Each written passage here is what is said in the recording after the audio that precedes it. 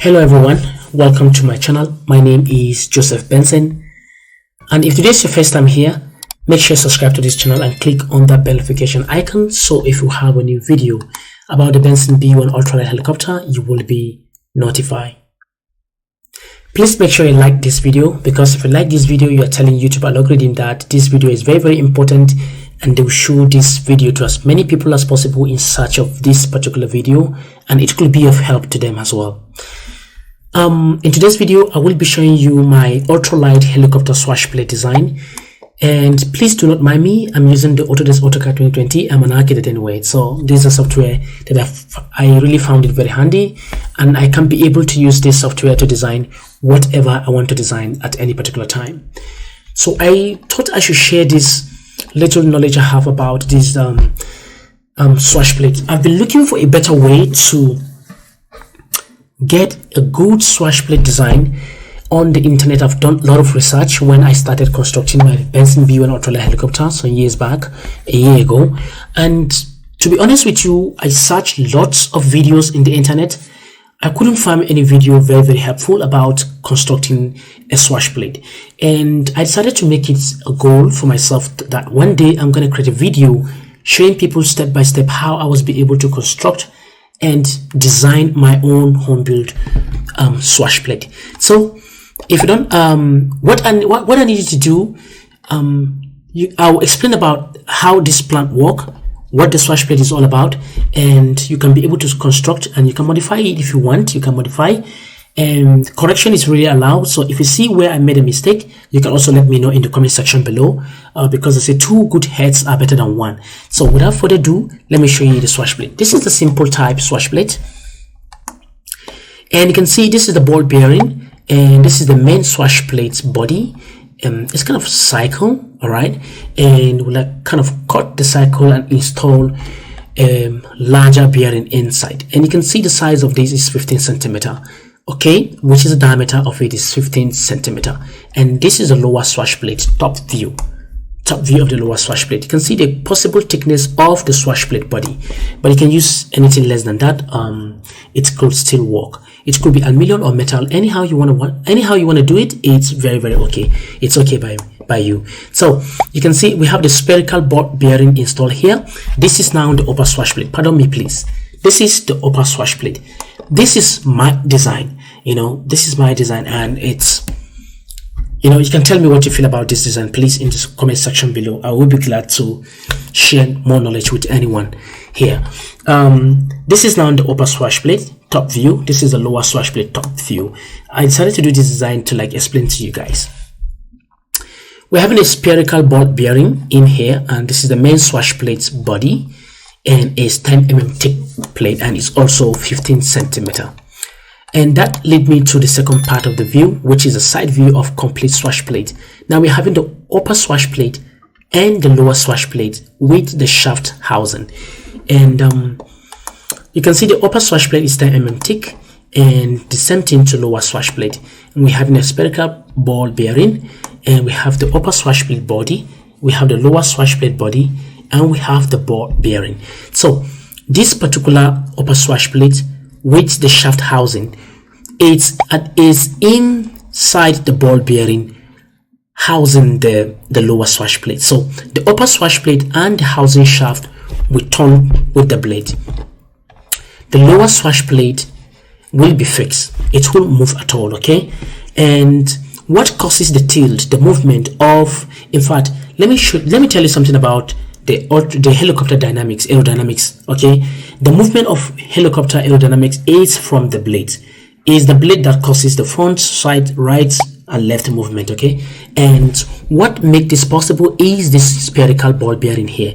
If you don't know before, this is a good time for you to know. So the upper swash plate and the lower swash plate all together tilt on its neck, since it's a kind of ball shape. It's a ball shape, okay, with a hole inside for a shaft. Depending on the size of your shaft, so you also have to consider that.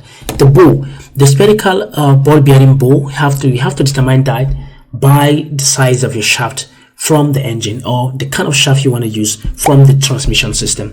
That is it.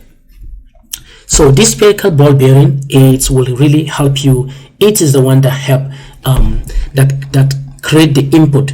It collect the input from the cyclic and the collective stick, and it's transfer it here, and it will tilt around the shaft. Though the shaft is moving, is turning. The engine turn the shaft at a very high speed, which is very high RPM, and the ball bearing will allow the swash plate to tilt around its neck, to tilt around the moving shaft, and giving the blade input, and you have a very good pitch and a very good fly experience. And that's about this swash plate design, and it's a simple one, just like I said earlier. And you can also let me know. I just need 10 people to just say that they like this plan particularly. If you like this drawing of my simple home built helicopter design, helicopter swash plates designed by me, you can let me know in the comment section below. I just need 10 people to tell me that this drawing is very, very interested, and I'll convert this drawing into PDF and add it to the video description, so you can easily download it in PDF format and start constructing yours. That will take us to the second part of the video, which is the helicopter rotor head design. This is my home built rotor head design. Very simple and easy. In the internet, you'll be looking for a lot of videos about how to construct a rotor head, but no one is trying to help you to get this done. But this video is really one of a kind. You can see this swash plate, and you can make it 20 centimeter if 30 centimeter is too long. You can make it, some rotor head could be very, very short and small, and just like the Robinson R22 rotor head is very, very portable and small. So if this 30 centimeter is too long, you can make it 20 centimeter or even 15 centimeter can do it.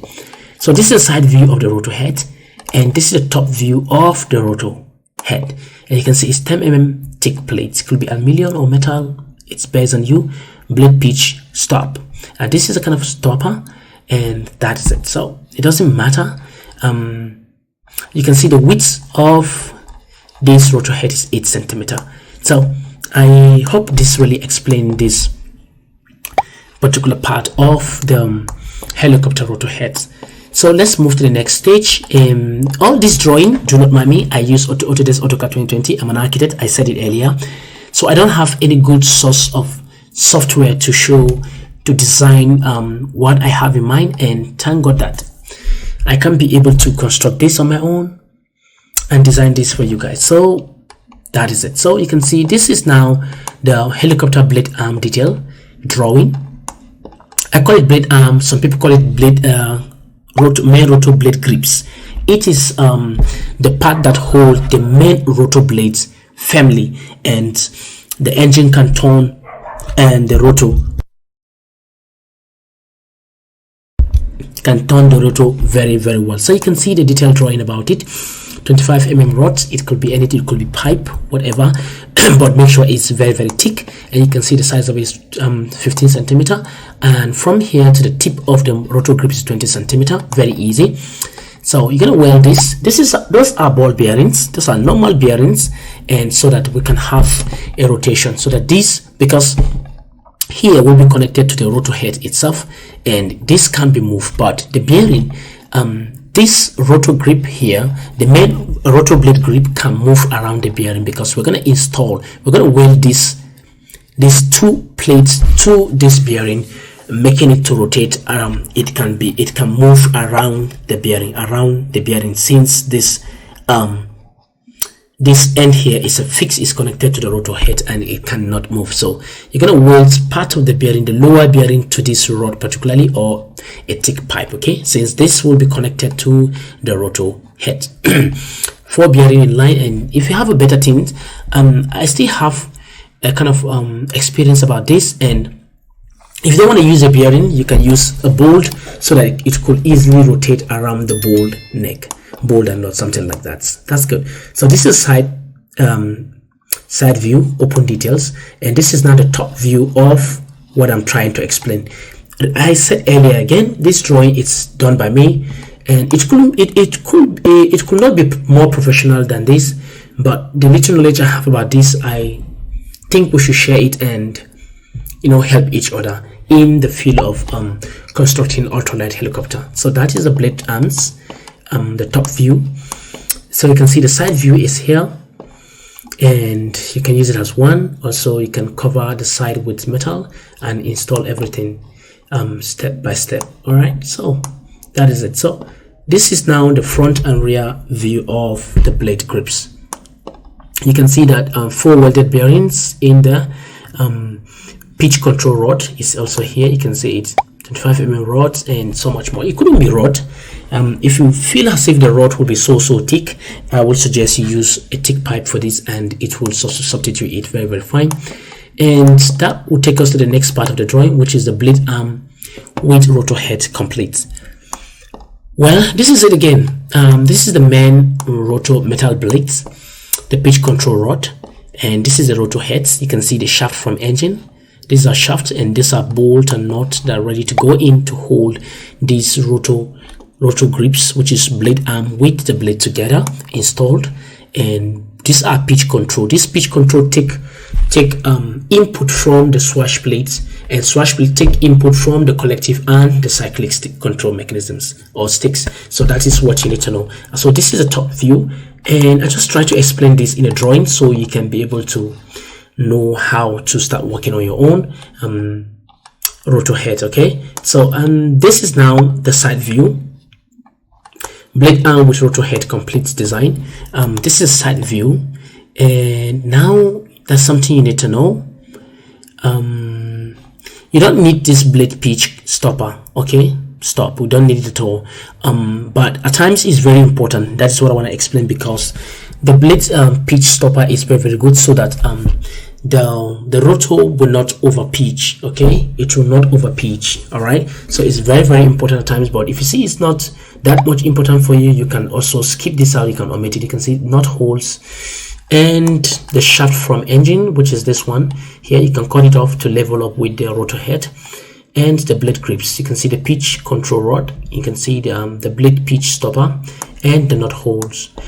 Well, guys, I tried to do this video to explain it more than this, but I couldn't explain better than this, and that is it, guys. Please make sure you like this video and also subscribe to this channel. I do upload life-changing videos like this on this channel and about my ultralight helicopter. Please make sure you subscribe so you never miss any video from me again. Thank you so much for taking your time to watch this video to the end. I will still need 10 people to tell me that this plan is very unique and good, and I'll go ahead and convert this particular swash plate and the rotor heads into PDF format, and I'll upload it for you guys to download and print, and also modify it if you want, and start creating your own swash plate and rotor heads easily. Thank you so much for your time. I hope I'll see you next video. Bye bye.